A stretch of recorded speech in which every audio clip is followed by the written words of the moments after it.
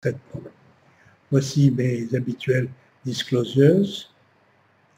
Et en fait, nous allons voir tout d'abord l'approche qualitative de cette maculopathie diabétique. Effectivement, l'angiographie à la fluorescéine a été pendant de longues années le gold standard pour le diagnostic, le pronostic et la détection précoce des néovaisseaux, ainsi que pour les indications thérapeutiques et le suivi post-traitement. L'OCT-angiographie apparaît maintenant comme une nouvelle méthode d'évaluation des vaisseaux rétiniens, permettant pour la première fois une visualisation distincte, non seulement du plexus capillaire superficiel, mais aussi de découvrir le plexus capillaire profond. Les objectifs de notre étude sont donc, d'une part, une approche qualitative, mais aussi une évaluation et un suivi quantitatif par une méthode automatisée entièrement de l'étude de la microvascularisation fovéale au cours de la maculopathie diabétique, grâce à l'apport de l'OCT-angiographie. Point de vue de la méthode, c'est une étude rétrospective basée sur une série de 47 yeux et une analyse avec l'appareil d'OCT-angiographie de Spectralis à Heidelberg que vous connaissez bien, étudiant les aspects cliniques de la maculopathie, la zone vasculaire centrale, l'arcade, les dilatations, les microanévrismes, les amyres, les zones de non-perfusion et les espaces cystoïdes, puis ensuite une approche quantitative pour le suivi de l'évolution. Voyons tout d'abord cette maculopathie diabétique. Nous connaissions que l'aspect classique de l'angiographie à la fluorescéine, et cette angiographie peut être comparée avec les résultats de l'OCT-angiographie. Ici, le plexus capillaire superficiel, montrant l'altération de l'arcade périfovéale capillaire, la non-perfusion de certains territoires qui apparaissent grisâtres et marqués par les flèches vertes, et les anomalies vasculaires et les shunts, marquées ici par les flèches rouges. Mais nous pouvons aussi analyser le plexus capillaire profond pour analyser la diminution de la densité vasculaire, les dilatations vasculaires et les exudations intrarétiniennes marquées par des espaces cystoïdes noirs. L'OCT-angiographie va nous permettre aussi, comme dans l'angiographie à la fluorescéine, une visualisation précise des anomalies vasculaires intrarétiniennes ou amyres, ainsi que la présence éventuelle de néovaisseaux intrarétiniens. Nous pourrons aussi faire une localisation exacte de ces anomalies, soit dans le plexus superficiel, soit dans le plexus profond, et une bonne visualisation des zones ischémiques, maculaires et extramaculaires. Les microanévrismes vont apparaître comme des structures saculaires ou fusiformes, plus ou moins nombreuses. En outre, nous pourrons voir en moyenne périphérie la morphologie des néovaisseaux rétiniens sans l'effet de diffusion, ce qui permettra aussi une bonne évaluation de l'efficacité du traitement. Il sera possible d'analyser aussi, comparer les résultats de ces analyses pour les néovaisseaux prérétiniens, et nous voyons qu'on peut les identifier, qu'on peut aussi les localiser par rapport aux zones ischémiques marquées ici par les flèches rouges, et qu'on peut aussi les voir d'une manière très claire sur les B-scans habituels sous forme d'un signal prérétinien. Il est possible aussi d'analyser l'édème maculaire diabétique. Et pour cela, nous allons voir la différence dans des formes mineures, où au niveau du plexus capillaire superficiel, il existe quelques petits espaces hypointenses arrondis très noirs, sans aucun signe de décorrélation, avec différents aspects de leur localisation au niveau du plexus capillaire superficiel ou au niveau du plexus profond, où ils apparaissent plus nombreux et plus denses. Nous pourrons aussi les voir aussi sur les B-scans, où nous voyons qu'il y a une localisation superficielle et aussi une localisation plus profonde, comme c'est démontré sur les images en ces scans. Dans certains cas, on peut observer un aspect un peu particulier, qui sont ces espaces grisâtres, avec un signal de décorrélation relativement faible, et il est probable que c'est dû à l'existence du mouvement brownien de quelques molécules à l'intérieur des espaces cystoïdes.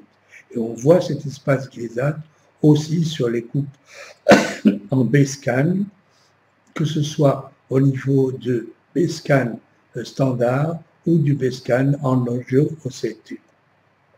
On va pouvoir analyser aussi l'existence parfois de foyers hyper intenses, localisés, bien visibles, qui apparaissent comme des structures habituellement dues à des exsudats, mais en fait, il faut les distinguer d'un autre type de zones hyper réflectives, mais qui sont des structures perfusées, marquées ici par le carré rouge, et qui sont dues à la présence d'éléments qui font un masquage vers l'arrière, quand il s'agit d'exsudats lipidiques, alors que les éléments non perfusés, les éléments perfusés, les anomalies vasculaires, n'entraînent pas de masquage vers l'arrière, comme vous le voyez bien sur la coupe en B-scan qui est ici surajoutée. L'OCT angiographie va nous permettre aussi d'évaluer l'ischémie maculaire. Et dans certains cas, celle-ci est très discrète, peu visible, avec simplement les microanévrismes et les cavités d'édème maculaire cystoïde, mais très peu de zones d'hypoperfusion. À un stade de plus, on verra apparaître des anomalies maculaires focales, mieux visibles, plus ou moins confluentes, avec une diminution de la densité capillaire et donc une réduction de la perfusion. Et dans certains cas beaucoup plus sévères et évolués, une ischémie maculaire étendue avec des zones confluentes sans aucun signal de décorrélation, montrant l'absence de perfusion dans de nombreux territoires relativement étendus. L'OCT angiographie nous permet aussi l'évaluation des résultats du traitement. Ici, vous voyez un cas avant traitement avec de grands territoires de non-perfusion et après traitement, au bout de 4 semaines, une augmentation apparente de la densité capillaire et une réduction des zones de non-perfusion capillaire. On peut aussi voir ces modifications de la même manière sur les coupes en B-scan où on voit en outre, d'une manière très claire, la réduction de l'édème maculaire cystoïde et le retour à la normale du profil de la dépression fovéale. Mais voyons maintenant aussi, à côté de cette approche qualitative, l'approche quantitative et le suivi de ces patients. Nous avons pu le faire grâce à un software qui a été développé grâce à l'aide de Bayer et de la firme 3' et qui s'appelle AngioCT Tool et qui nous permet de faire une étude complètement automatisée et une analyse de la microstructure vasculaire, de la zone avasculaire centrale, de la surface totale vasculaire et de la surface totale avasculaire sur une zone de 1 mm de rayon grâce à l'utilisation de ce software entièrement automatisé AngioCT Tool et qui nous permet de faire des études quantitatives chez des patients diabétiques et de les comparer avec des sujets sains. Ici, nous avons ce fait que ce système est un système entièrement automatisé qui nous donne déjà d'abord une analyse complète, précise des données mesurables de ces vaisseaux rétiniens au niveau de la région maculaire. On pourra analyser la surface de la zone avasculaire centrale, le périmètre, les axes principaux marqués ici par les lignes rouges. On pourra analyser aussi la surface totale vasculaire dans toute la surface analysée avec une définition très précise des vaisseaux concernant non seulement leur direction et leur ramification, mais aussi leur calibre sans qu'on ait eu à faire de squelettisation. On pourra enfin analyser d'une manière plus précise toutes ces valeurs quantitatives dans une zone de 2 cm de diamètre dans la région qui est responsable de l'acuité visuelle centrale. Ainsi, nous pourrons avoir des mesures quantitatives aussi bien au niveau du plexus capillaire superficiel que du plexus capillaire profond, et vous voyez qu'il existe des différences modérées mais significatives entre ces deux plexus dont la structure est évidemment elle-même bien différente.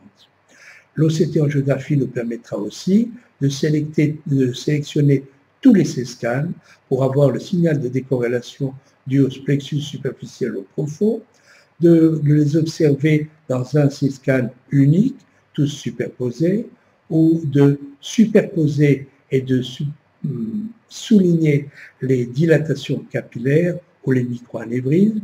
On pourra aussi analyser séparément, le plexus capillaire superficiel que vous venez de voir en rouge, ou le plexus profond que vous voyez ici colorisé en bleu, ou les deux à la fois pour avoir une vue en perspective de ces différentes lésions. On pourra analyser aussi des jonctions éventuelles entre les deux lits capillaires et analyser d'éventuelles anomalies développées dans ces deux zones simultanément.